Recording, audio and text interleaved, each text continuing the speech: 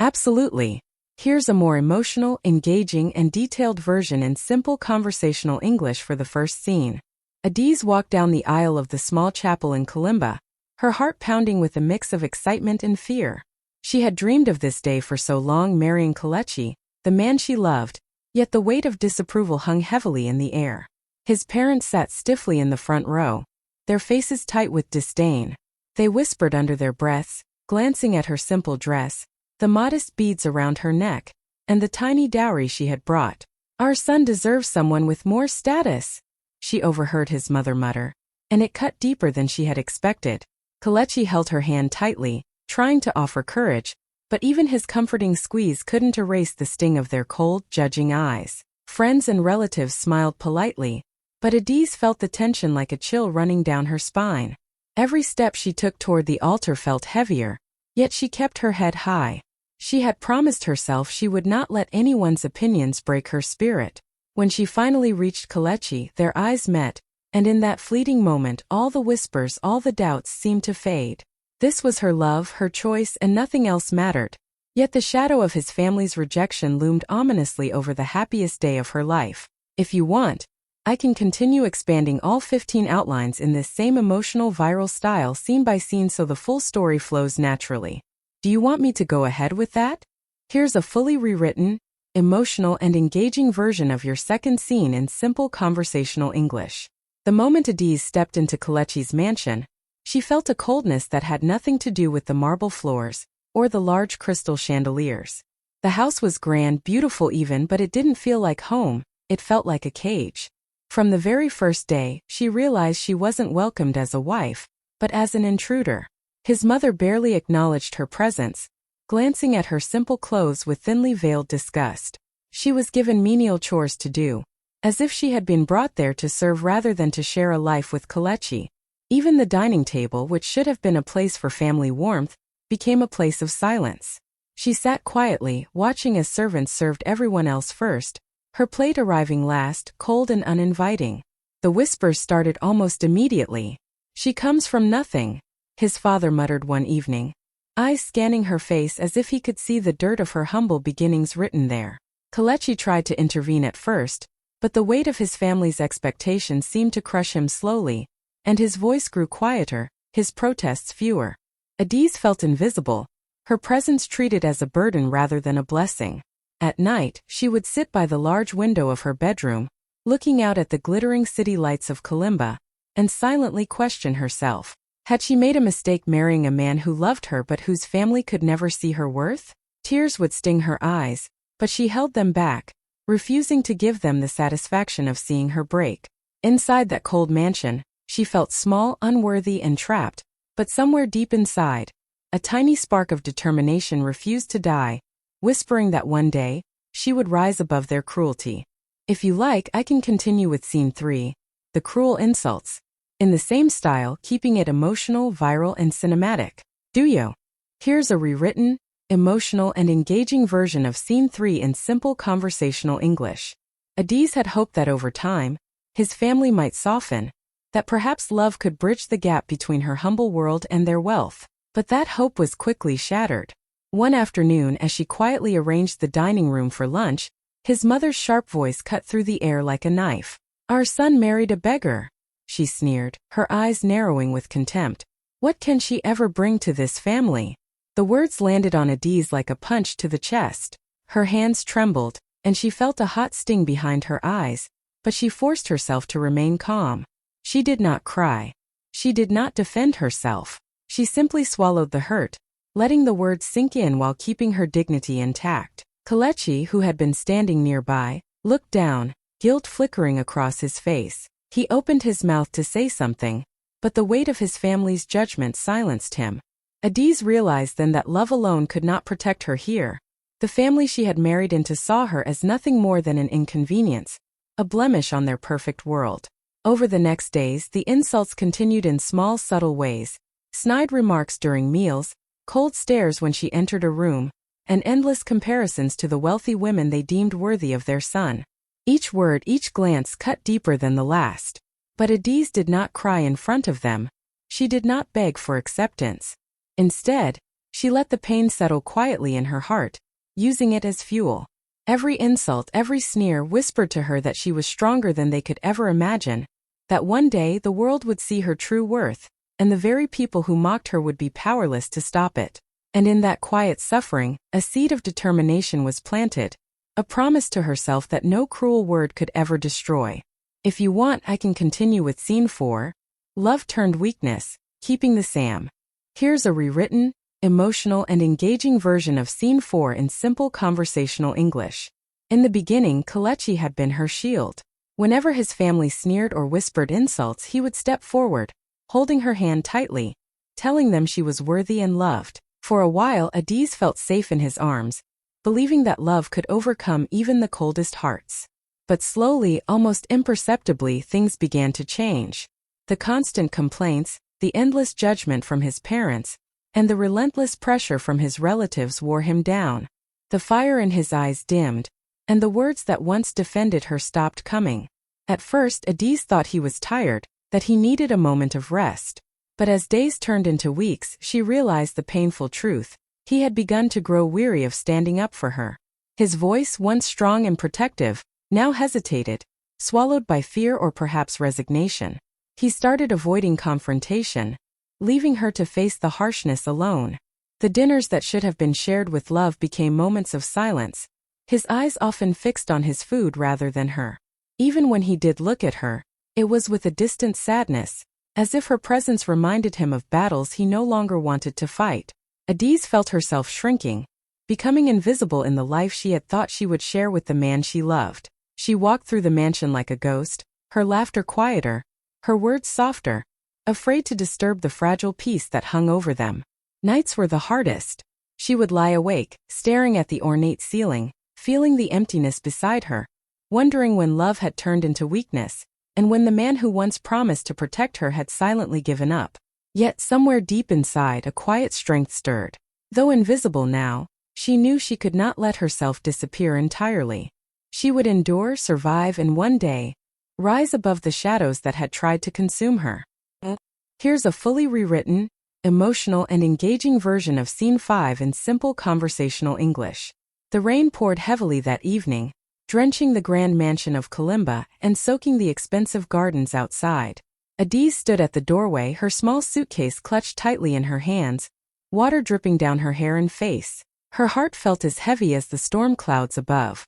That night, the cruel words, the sneers, and the coldness of her in-laws had reached their peak. She had been called worthless, told she did not belong, and now in the pouring rain, they shoved her out of the house as if she were nothing more than garbage. Tears blurred her vision, mixing with the raindrops streaming down her cheeks. She didn't scream. She didn't beg. The humiliation had already pierced her soul far deeper than words could ever reach. The gates slammed shut behind her with a resounding clang, echoing in the quiet street like the finality of her rejection. She stood for a moment, soaked, trembling, feeling the world she had loved and hoped for collapse around her. Kelechi didn't run after her. His face was pale, his eyes a mixture of regret and helplessness. His silence was louder than any apology, and it broke her heart even more. Adiz started walking down the empty street, her heels slipping on the wet pavement, the suitcase dragging behind her. She felt the sting of every whispered insult, every icy glance, and the realization that the family she had tried to love and embrace wanted nothing to do with her. Yet as she walked through the rain, something inside her began to stir. A quiet, burning anger and determination. She would not crumble. She would not allow their cruelty to define her worth. Every step she took away from that mansion was a step toward her future. A future where no one could ever belittle her again. And as the rain washed over her, Adiz made a silent vow. One day they would see her rise, and they would regret every harsh word to. Here's a fully rewritten, emotional and engaging version of Scene 6 in simple conversational English. Adiz sat on the edge of a damp park bench, her suitcase at her feet, rain still soaking the edges of her dress. She felt numb, drained, and utterly alone. The storm had passed, but the cold from the rain clung to her skin, mingling with the weight of rejection and heartbreak. Her phone vibrated suddenly in her hand, and she hesitated before answering. The number was unfamiliar. She pressed the green button, her voice barely a whisper. "Hello, Madam Adiz?" A calm, professional voice said on the other end. "This is Mr. Chaik, the lawyer for your late father's estate. I have news for you." Adi's heart skipped a beat. She hadn't expected anything good today. Not after everything that had happened. Her hands trembled as she held the phone closer. "Your father's estate has finally been released," the lawyer continued. "You are now the legal heir to his billions in assets, including his properties, companies, and investments." The words seemed to hang in the air, surreal and almost impossible to believe. Adiz froze, her mind struggling to catch up. She could feel her knees weaken, her chest tightening as if it were about to burst. The rain, the cold, the pain, all of it, suddenly collided with a rush of disbelief and hope. For a long moment she didn't speak. She couldn't. Her vision blurred, tears coming again. But this time they were tears of shock and unexpectedly relief. Everything she had endured, the insults, the rejection, the loneliness, had not destroyed her. It had led her to this moment, where the world would see her true worth. She pressed her hand against her mouth, shaking, trying to absorb the reality. From the streets of Kalimba, soaking in rain and sorrow, Adiz realized that life had just flipped in an instant. The girl who had been kicked out, humiliated, and ignored was now the heiress to unimaginable wealth. And deep inside of Phi. Here's a rewritten, emotional, and engaging version of Scene 7 in simple conversational English. Adiz could hardly believe the turn her life had taken. Just hours ago she had walked the streets of Kalimba, soaked, humiliated, and alone. Now she was the sole heiress of her late father, Chief Oba, one of the most respected and wealthy men in the country. The news felt surreal, like she was waking up from a nightmare only to find herself in a dream too bright to believe. Her father's legacy was hers, land stretching across the city, thriving businesses, luxurious hotels, and bank accounts filled with unimaginable wealth. Everything the world had denied her because of her humble beginnings was now hers by right. As she walked through her new estate, the grandeur of it took her breath away. Every detail, the marble floors, the towering windows, the manicured gardens, reminded her that she had finally stepped into the life she had been destined for. And yet, even with all this wealth, she felt a quiet humility. Money could buy comfort and power, but it could not erase the years of pain and rejection she had endured. She remembered the sneers, the cold stares, and the harsh words of her in-laws, and a fierce sense of justice burned inside her. The streets of Kalimba, once indifferent to her struggles, would soon learn her name. The same people who had mocked her, called her worthless, and treated her as invisible would now see her walk with confidence, dressed in regal African attire, her head held high. Adiz smiled softly to herself, feeling the fire of determination strengthen. She was no longer the timid, rejected bride. She was a woman reborn, powerful, unstoppable, and ready to claim the life that had always been hers. The world had underestimated her, but that mistake would be theirs to regret. From ashes she had risen, and from now on nothing would stand in her way. I can continue with Scene 8, the quiet transformation, in the same cinematic. Here's a rewritten, emotional, and engaging version of Scene 8 in simple conversational English. Adiz's life changed in ways she had only dreamed of as a young girl.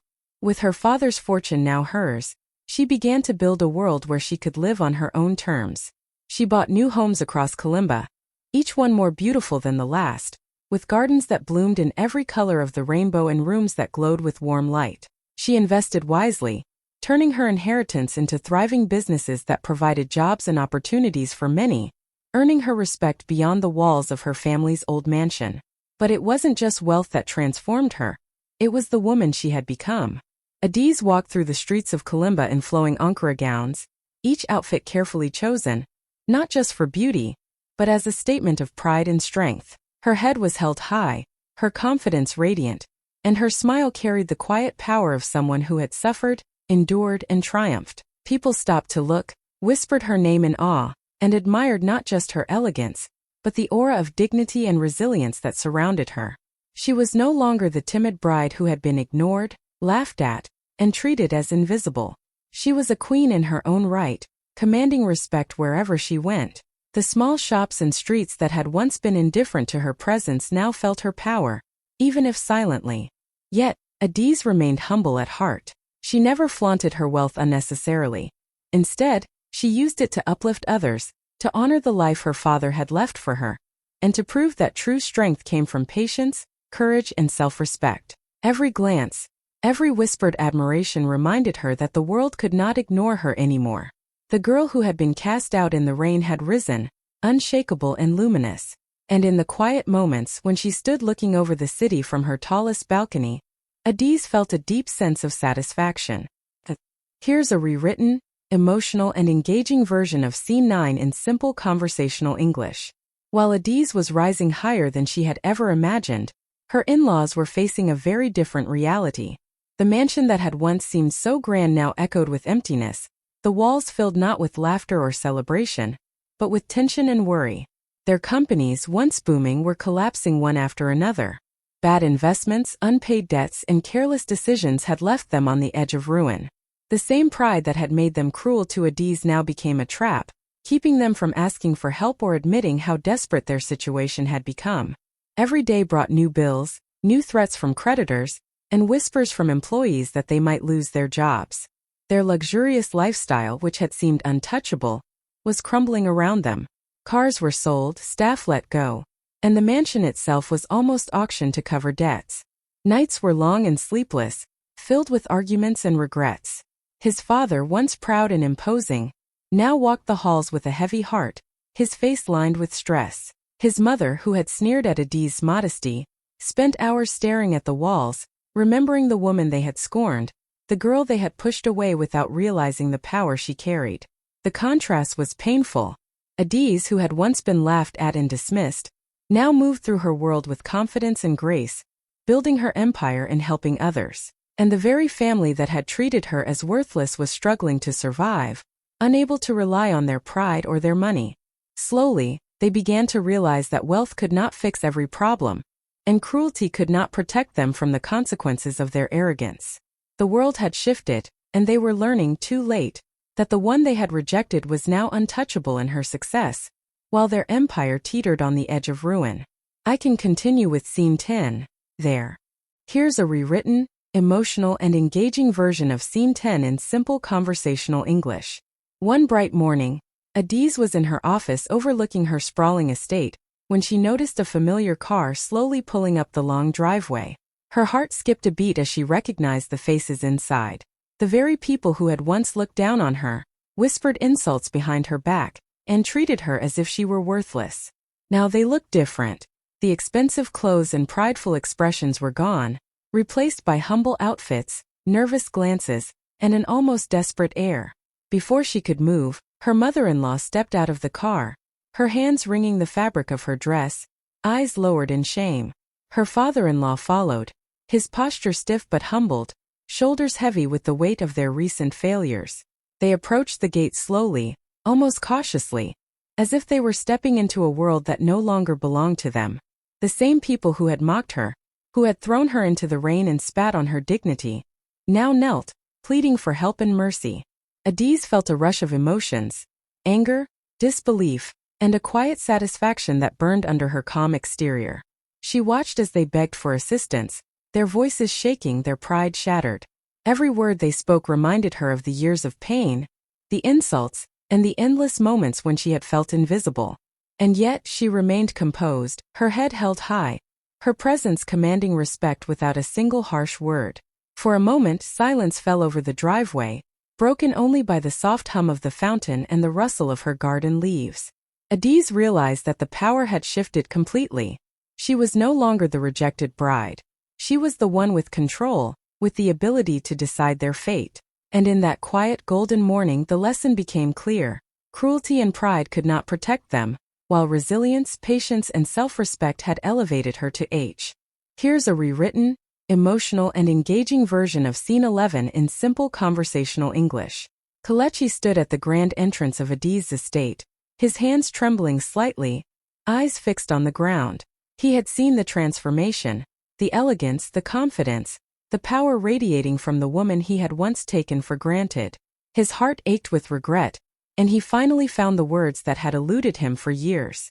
"Adiz," he said, his voice shaking, "forgive me. I should have stood by you. I was wrong to let them hurt you, to let you face everything alone." But as his words hung in the air, Adiz felt a cold distance between them that hadn't existed before. The years of silence, of harsh whispers, of lonely nights in a mansion that never felt like home, could not be erased by a few words of apology. She remembered the nights she cried alone, the shame she felt as she left their house in the rain, and the countless times she had hoped he would protect her but he stayed silent. The pain was still there, sharp and raw, refusing to fade. Kelechi lifted his eyes, finally meeting hers, and saw not anger, but a quiet, unshakable strength. Adi's gaze was steady, proud, and full of the dignity he had ignored for so long. He realized that the woman before him was no longer the timid bride he had known. She had grown, risen, and claimed her place in the world without him. The regret in his eyes was real, but he understood, painfully, that some wounds could not be healed with words alone. Adiz took a deep breath, feeling the calm power that had carried her through every hardship. She allowed herself a soft, pitying smile, not cruel but knowing.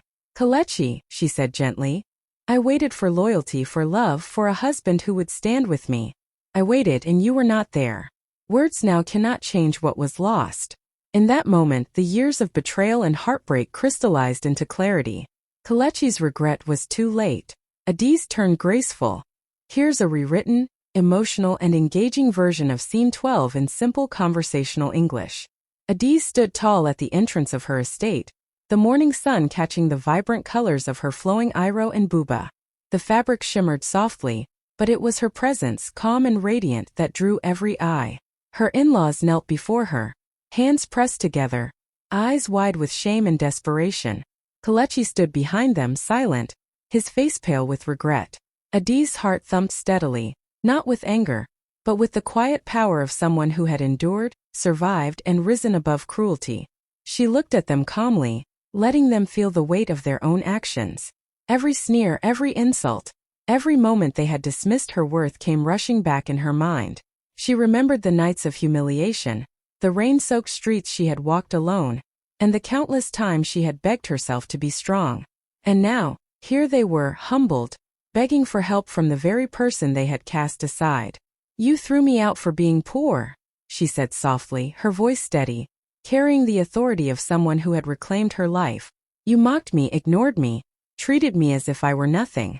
And now, because I have money, you think that changes everything." She paused, letting her words sink in, her eyes locking with each of theirs in turn. "Respect," she continued, "is worth more than money. Respect cannot be bought. Respect must be earned. And you," she said, nodding slowly at them, "you threw it away the moment you decided I was less than you." Her in-laws shivered under her gaze, realizing too late the truth in her words.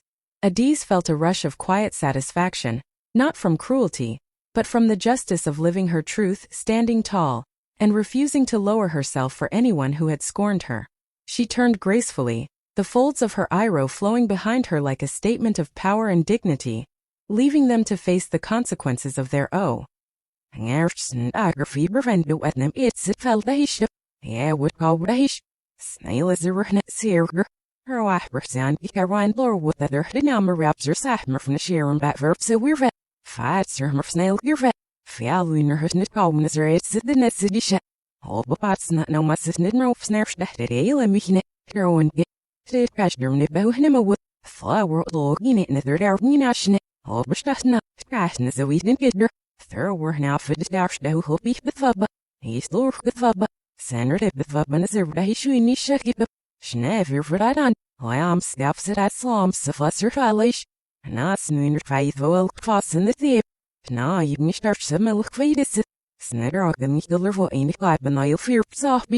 Hier viel ich mich auf ich schreine master for the mach harne ogi rushapper he that serves better Kabertel hat erst dat weidnes in the he's lur gritzes an vavers they shwa mach they sure off waffer the namerir memsti stui ferry lo nips no that's the schwas near when the snell asning our nips the an cernet loch at serins Namer het elf sah with was hier mem ja wach nair gither thawisha her wife they auch snake art see the limit selfla ja spine is or fnamers all near ho sned nef bin if my archer full miss ne what no steeg her off geld meal it was so I'm in stach gelmas it surface the in logan in the book he'll auch room fats her now have fast there keeps arch ne max ne zerfer helil message Tnaitser no smethgabndedish. Stossne orhandedish. Twashnedish.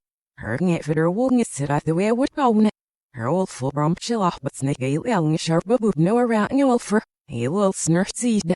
Shouting on chaser machel, miss nanny, earth niece, venegerving in it on showman every rosary. Hamo would come to hit. Svalreth with Sarbather from the loft to weather shirted, but he'll beat nuts in the salad mother. Snared nifus nimum elkin in it, and he been it. Roats and the last snarl nib and a salad seed derf, and oaks net and a shale and me, and a scratcher was her youth not a gill bridge the lochbo in it. All the server herbs get simmered. Straps are fuss net snail is there, snushy murphs muck near shurshnet. He's lurkers nip on the lorwood. All but I grif not in a shark, so I nearly win the salad. Ja, brother, is the nair crabble my herny combat. Her Smith came to her hangil the lip off the head. Safe on the earth I get the wheel brushed its arshnicks net of mach seed that that's knit. Snish cat no earth was this no snack and from at caster preventic nemstash nace lure rather now marivilla. All bestat nazawi shine. He didn't get net capsir. Her wife facigella. Famir you lot to kill my fret that the cigella direct herself there was at a dirschnit at foul. Simsid the hen them away. Ja, when orth the hit over now Marizukas die Spazierwette. Snail nick at some of it. Crab gulten dish. All bestas not so much learning him. Habu no around you will furnish that elmas. Yes, sir, her seal of cirque rooms the shall with. Starker of nani listening on the headline. Spare hearth was any my either said at Serenum was my moan. He's lord wrote our snagger ervach conduct me stiff low. Mat not hot crab making whoops the head their war your Slossen the irvet rain sirvet. And one irvet I had Athene, Saffers Mutzu, with near Suhanim a wolf of fell with the beaver snatched at the I'll never dodge the sushnan. Salt I had the woods your nail of it master for the feel of Sidnamish the weavester. Drives the heart. Staking it look at that side at sun there. Shouting it on chaser machel, Miss Ninny, Strophany, Svenagerving, dating in it on Shum, and every rosary. Here's a rewritten, emotional and engaging version of Scene 15 in simple conversational English. News of Adi's rise spread through Kalimba like wildfire. People spoke her name in awe, telling the story of the poor bride who had been humiliated, rejected, and cast out by the family she had married into, only to return stronger, wiser, and richer than anyone could have imagined. Markets, cafes, schools, and offices buzzed with whispers of her journey, each retelling adding admiration for her courage, patience, and determination. Children looked up at her as a symbol of hope, while adults saw in her story a reminder that destiny cannot be forced, and true worth cannot be measured by wealth or status alone. Adiz became more than just a name. She became a legend in the city. Her life was a lesson for those who had judged others too quickly, a mirror for those blinded by pride, and a beacon for anyone struggling with rejection or hardship. People admired not just her wealth, but the grace with which she carried it, the quiet confidence, the dignity, and the kindness that never wavered even after years of pain. Everywhere she went, heads turned, not only for the elegance of her flowing Ankara gowns but for the story she represented. Patience rewarded, destiny fulfilled, and poetic justice served. Kalimba learned that the girl they had once dismissed was now untouchable, not just because of her fortune, but because she had risen from ashes stronger, unstoppable, and unforgettable. Adiz had become the living proof that life has a way of balancing itself, and that sometimes the most beautiful victories are born from the deepest struggles. Your full 15-scene cinematic, emotional, viral script is now complete and ready for final formatting or polishing if needed. If you want, I can combine all 15 scenes into a single flowing 4,000-word script with seamless dialogue and narration, ready to read like a story or film script. Do you want me to do that?